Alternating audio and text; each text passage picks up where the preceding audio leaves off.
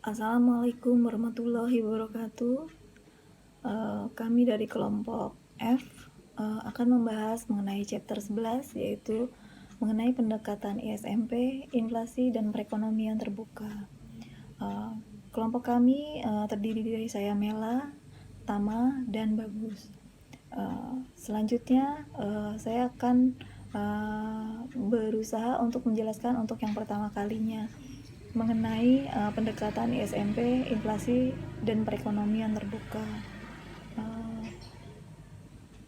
Berkisar pada tahun 2007 hingga 2009, beberapa ekonom dari Amerika itu khawatir bahwa Amerika itu akan mengalami periode inflasi yang tinggi.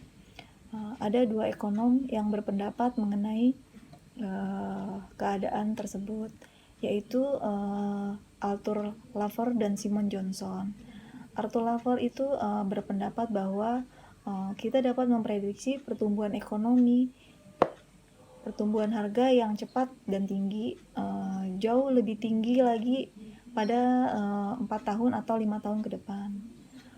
Kemudian ekonom selanjutnya yaitu Simon Johnson itu berpendapat bahwa peningkatan kredit yang lebih besar dari cadangan federal itu akan berpotensi meningkatkan harga. Bahaya memang sebenarnya adalah federasi akan kehilangan kendali yang di luar ekspektasi, dan ini akan mendorong inflasi di atas 5%. Selanjutnya, kita akan membahas mengenai model ISMP dan kurva Philip. Tahun 1958, Philip itu menerbitkan studi sistematik pertama tentang hubungan keadaan ekonom dan tingkat inflasi. Pada kurva ini menunjukkan bahwa titik A itu adalah kombinasi tingkat pengangguran 3% dan tingkat inflasi 5% dalam 1 tahun. Kemudian titik B itu adalah menunjukkan bahwa kombinasi tingkat pengangguran 6% dan tingkat inflasi 2% di tahun yang lain. Selanjutnya, pada materi ini juga akan dibahas mengenai hukum Okun, output gap, dan kurva Philip. Hukum Okun itu adalah hubungan antara output gap atau kita sebut juga dengan YT dan jarak antara tingkat pengangguran saat ini dan alamiah atau pengangguran siklis. Hukum Okun, output gap, dan kurva Philip itu dituangkan dalam rumus yaitu UT dikurangi U pangkat N sama dengan min 0,5 Y aksen T, atau dirubah menjadi Y aksen T sama dengan min 2 dalam kurung UT dikurangi U pangkat N. Persamaan tersebut disubstitusikan dalam hukum Philip menjadi Pt sama dengan Pi pangkat E T ditambah B Y aksen T dikurangi ST. Selanjutnya, pada pembahasan ini juga terdapat efek kejutan permintaan terhadap inflasi, yaitu inflasi meningkat selama ekspansi, kemudian PDB real meningkat relatif terhadap PDB potensial selama ekspansi ekonomi. Tingkat inflasi cenderung akan meningkat.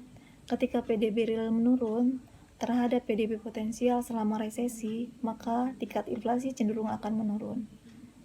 Kemudian, kejutan penawaran terhadap inflasi.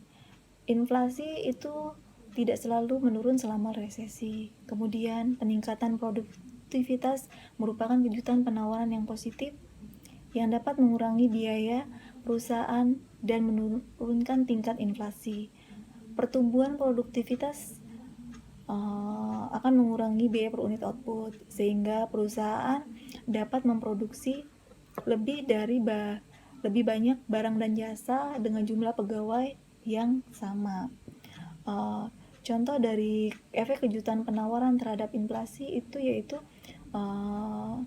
adalah peningkatan teknologi dapat membantu perusahaan memproduksi lebih banyak barang dan jasa tanpa menimbulkan biaya yang lebih tinggi.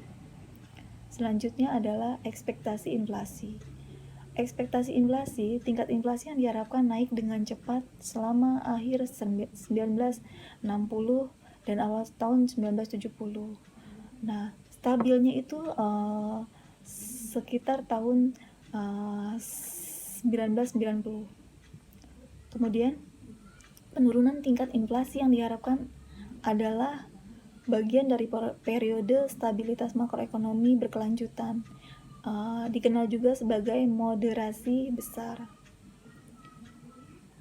Ekspektasi adaptif itu merupakan asumsi bahwa orang membuat perkiraan nilai variabel di masa depan itu dengan hanya menggunakan nilai variabel di masa lalu. Kemudian persamaan ekspektasi adaptif itu sama dengan Pi pangkat E T sama dengan Pi T min 1.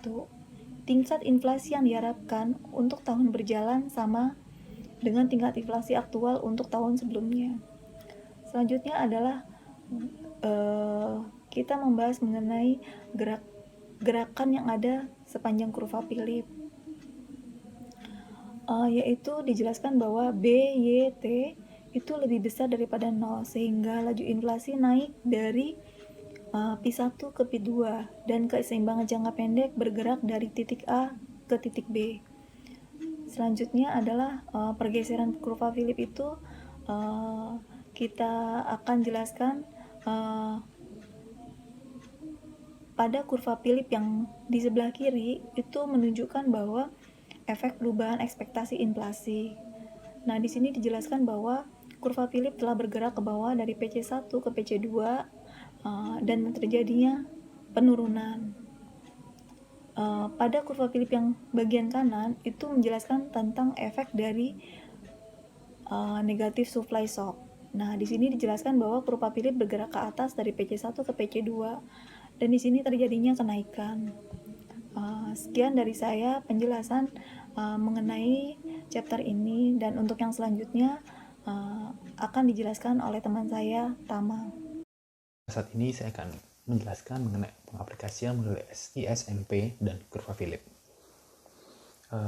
Bagian-bagian ini akan berfokus kepada studi kasus yang terjadi di Amerika Serikat. Seperti yang kita ketahui, saat resesi tahun 2009, banyak ekonom yang memprediksikan bahwa tingkat inflasi di Amerika Serikat akan naik dengan sangat signifikan. Tapi, berbeda dengan hal tersebut, ternyata di tahun 2009 sampai dengan 2012, tingkat inflasi itu hanya sekitar 2%. Terdapat dua alasan yang mengakibatkan hal tersebut. Di antaranya yang pertama, kebijakan moneter itu memiliki efek yang lebih rendah dibandingkan kebijakan jumlah uang beredar pada kenaikan tingkat inflasi. Alasan yang kedua adalah output gap yang masih tergolong rendah, di mana GDP real berada jauh di bawah GDP ekspektasi, sehingga tidak adanya alasan untuk upah dan biaya-biaya lain untuk naik, sehingga hal tersebut menahan laju inflasi. Selanjutnya, sebelum kita membahas secara lebih lanjut mengenai keadaan perekonomian di Amerika itu sendiri, terlebih dahulu dianggap penting bagi kita untuk mengetahui apa pengaruh dari kebijakan moneter terhadap untuk menahan resesi itu sendiri. Seperti pada panel yang ada di presentasi, ada panel B. Pada panel A terlihat bahwa guncangan pada permintaan berakibat pada menurunnya GDP. Ditunjukkan dapat dilihat dari titik A bergerak ke titik B, di mana kurva IS bergeser ke sebelah kiri. Guna merespon hal tersebut, Bank Sentral akan menurunkan tingkat suku bunga, di mana penurunan suku bunga tersebut berakibat pada kembalinya GDP pada tingkat semula, dan itu ditunjukkan dari titik B ke titik C. Pada panel yang di bawahnya menunjukkan bahwa awalnya itu inflasi berada di titik A, lalu dia turun ke titik B karena Bank Sentral melakukan kebijakan, tingkat inflasi kembali naik ke titik C. Pada bagian ini kita akan membahas mengenai kinerja ekonomi Amerika Serikat selama tahun 2007 hingga 2009 beserta pengaplikasian kurva ISMP dan kurva Philip.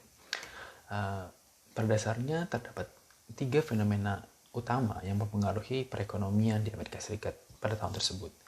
Yang pertama adalah krisis keuangan yang mempengaruhi kurva MP dengan meningkatkan rasio yang diperlukan investor sebelum memberikan pinjaman, dan juga mempengaruhi kurva IS dengan mengurangi kemampuan rumah tangga dan perusahaan untuk membiayai pengeluaran mereka. Yang kedua adalah pecahnya housing bubble, yang dimana hal tersebut mempengaruhi kurva IS. Fenomena yang ketiga adalah lonjakan harga minyak dunia yang mempengaruhi kurva Phillips. Guna mempermudah penjelasan mengenai pengaplikasian dari model SMP dan kurva Phillips dalam hal ini, pembahasannya akan dibagi menjadi dua pembahasan. Yang pertama adalah menggunakan model SMP dan kurva Phillips untuk menganalisis krisis keuangan dan perumahan. Seperti yang terlihat pada panel di presentasi, jatuhnya harga perumahan menggeser kurva IS ke kiri dan krisis keuangan menggeser kurva MP ke atas. Jadi keseimbangannya berada di titik A berubah ke titik B. Hasilnya tingkat bunga real meningkat dan output gap bergeser ke arah kiri. Pada panel yang kedua, itu menunjukkan tingkat inflasi yang menurun dari poin A ke poin B. Selanjutnya adalah pengaplikasian model SMP dan kurva Phillips pada saat lonjakan harga minyak dunia.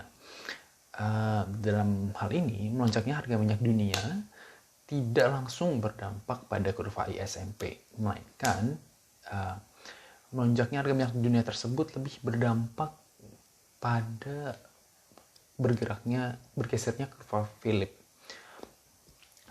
Seperti yang terlihat dalam panel A dan panel B. Dalam panel A tidak terjadi perubahan apa-apa, tapi pada panel B terlihat bahwa kurva Phillips itu bergeser ke atas, menaikkan tingkat inflasi. Selanjutnya, sebagai tambahan, saya juga akan mencoba untuk menambahkan mengenai pengaplikasian dari model SMP dan kurva Phillips tersebut dalam perekonomian Indonesia pada kurun waktu 2007 hingga 2009. Seperti yang kita ketahui, Indonesia juga terkena dampak dari krisis ekonomi global tersebut.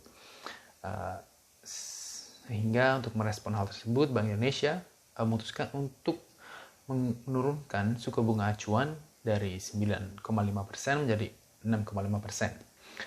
Seperti yang digambarkan pada panel A, awalnya keseimbangan berada pada titik A. Lalu karena adanya krisis perekonomian global, kemudian menggeser kurva IS ke arah kiri, keseimbangannya berubah menjadi ke titik B. Dan hal tersebut mengakibatkan turunnya output gap. Untuk merespon hal tersebut, Bank Indonesia memutuskan untuk menurunkan tingkat suku bunga acuan, di mana itu akan menggeser kurva MP ke bawah, sehingga menaikkan kembali output gap. Lalu pada titik C, lalu yang dari panel yang kedua, terlihat bahwa inflasinya itu pada awalnya di titik A, lalu inflasi tersebut turun ke titik B dan kembali naik ke titik C. Dalam hal ini, kebijakan Bank Indonesia tersebut tidak sepenuhnya mengembalikan GDP Indonesia ke posisi awal karena banyak faktor lain yang ikut membantu hal tersebut. Sekian pemaparan dari saya mengenai pengaplikasian model SMP dan kurva Phillips. Yang pemaparan selanjutnya akan dilanjutkan oleh rekan saya, Mas Bagus. Dalam kesempatan kali ini, saya akan menjelaskan tentang model ISMP pada ekonomi terbuka. Baik, yang pertama, model ISMP itu ada dua, yakni di open market dan close market. Keduanya mempunyai tingkat suku bunga real, tetapi di bunga kami mencoba memodifikasi kurva IS untuk memperhitungkan efek perubahan suku bunga real terhadap nilai tukar dan ekspor neto, seperti itu. Kami model ISMP dalam perekonomian terbuka biasanya ada dua, yakni fixed exchange rate atau nilai tukar tetap dan floating exchange rate atau nilai tukar mengambang. Baik, nilai tukar mengambang sendiri itu adalah nilai tukar di mana permintaan dan penawaran di pasar valuta asing atau falas itu menentukan harga mata uang dari suatu negara. Selanjutnya, nilai tukar tetap adalah nilai tukar ditetapkan pada tingkat yang telah ditentukan dan dikendalikan oleh suatu pemerintahan atau negara. Selanjutnya, kurva IS pada nilai tukar mengambang. Di sini IS menunjukkan hubungan yang negatif antara R dan Y. Ketika R-nya mengalami kenaikan, maka biaya pinjamannya akan naik, sehingga pinjaman dari rumah tangga dan perusahaan juga akan mengalami penurunan yang menyebabkan konsumsi dan investasi juga ikut turun. Di sini ketika R naik, studi kasus di Amerika, maka permintaan dolar Amerika Serikat akan mengalami kenaikan, sehingga nilai tukar nominalnya juga mengalami apresiasi. Tetapi ekspor di sini akan mengalami penurunan dan impornya akan mengalami apresiasi. Gitu. Baik, selanjutnya kebijakan moneter pada nilai tukar mengambang. Di sini kurva Philip biasanya menunjukkan hubungan yang positif antara tingkat inflasi dan perubahan dalam tingkat PDB real relatif terhadap potensi PDB. Perubahan dalam kesenjangan output. Ketika kesenjangan output meningkat, permintaan barang dan jasa mendekati kapasitas ekonomi, sehingga perusahaan mulai menaikkan harga dan tingkat inflasi akhirnya meningkat. Jika Fed meningkatkan suku bunga real seiring dengan kenaikan tingkat inflasi, maka kurva MP akan bergeser ke atas. Tingkat bunga real yang lebih tinggi membuat investasi keuangan di Amerika akan mengalir ke Amerika sendiri yang setara dengan arus modal keluar neto menjadi berkurang. Untuk membeli aset di Amerika Serikat, maka investor harus memperoleh dolar Amerika Serikat terlebih dahulu, sehingga permintaan untuk dolar Amerika Serikat dan nilai tukar nominalnya akan meningkat. Peningkatan nilai tukar nominal tersebut akan mengurangi ekspor dari Amerika Serikat dan meningkatkan impor Amerika Serikat, sehingga ekspor netonya akan menurun. Selanjutnya, apabila R naik maka P naik, NCF-nya akan mengalami penurunan beserta juga NX-nya. CA di sini sama dengan NF, yakni sistem nilai tukar mengambang, yakni ketika R naik maka P-nya naik, maka MP dari NCF dan NX itu juga akan mengalami. Dapat menyimpulkan bahwa perubahan tingkat bunga real memiliki efek yang penting pada ekspor neto dan arus keluar modal neto. Ketika suatu negara memiliki nilai tukar yang mengambang, kebijakan moneter menyebabkan perubahan dalam ekspor neto dan arus keluar modal neto. Kita akan membahas tentang keseimbangan pada perekonomian terbuka dengan nilai tukar mengambang. Pada gambar di atas menunjukkan keseimbangan dalam model ISMP ketika kita memperhitungkan efek perubahan tingkat bunga real terhadap aliran modal bersih atau NCF. Keseimbangan pada gambar A dipengaruhi oleh R. Maka apabila terjadi perubahan pada R, maka pada gambar B NCF akan berubah dikarenakan NCF sama dengan A, maka CA atau saldo rekening saat ini juga mengalami perubahan. Ya, kita akan membahas model ISMP pada nilai tukar tetap. Di sini ada studi kasus di Bank Meksiko menerapkan nilai tukar tetap. Maka ketika 1 dolar Amerika itu sama dengan 14 peso, sehingga kondisi harga jual maupun harga beli 1 dolar Amerika tadi tidak akan kurang dan tidak lebih dari 14 peso tersebut. Kondisi negara yang memakai nilai tukar tetap ini mempunyai keuntungan dan kelemahan. Keuntungan yang pertama, pada bank sentralnya dapat memenuhi permintaan mata uang domestiknya unlimited, tetapi bank sentral terbatas sekali dalam memenuhi permintaan mata uang asing. Dan ini yang sering terjadi di Indonesia dulu tahun 97, sehingga mau tidak mau akhirnya Indonesia dipaksa untuk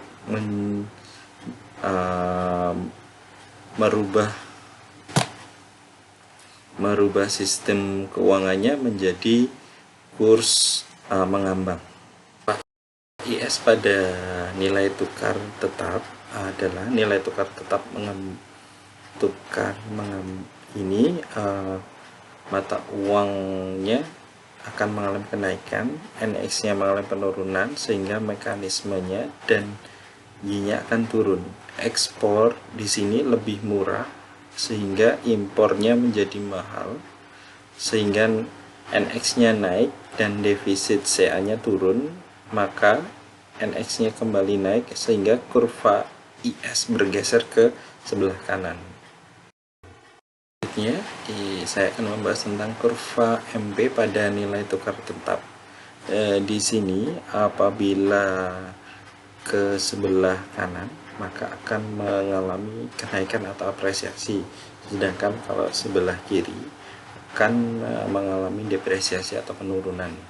Di sini keuangan domestik tidak menarik dibandingkan mata uang asing, maka ini akan mengalami depresiasi tadi ya. Bank sentral defisit, transaksi berjalan mengalami penurunan, maka permintaan mata uang asing juga akan turun, sehingga sistem nilai tukarnya akan mengalami kejatuhan gitu. Selanjutnya apabila mengalami kenaikan, keuangan domestik menarik dibandingkan mata uang asing. Biasanya diikuti dengan investor akan cenderung ikut mau menginvestasikan dananya ke negara tersebut. Bank sentral surplus transaksi berjalan, maka permintaan mata uang asing juga akan naik, sehingga sistem nilai tukarnya terjaga. Selanjutnya, keseimbangan dalam model ISMP dengan nilai tukar tetap. Pada gambar terlihat bahwa keseimbangan terjadi pada panel A, di mana kurva IS dan MP berpotongan memelihara sistem nilai tukar tetap. Namun pada panel bunga domestik menunjukkan bahwa arus modal keluar neto menurun karena tingkat suku bunga real tidak dapat turun di bawah R, dan kurva MP tidak dapat bergeser di bawah MP minimal. Sementara jika bank sentral memperoleh cadangan devisa, bank sentral dapat mempertahankan sistem nilai tukar tetapnya. Sekian dari saya.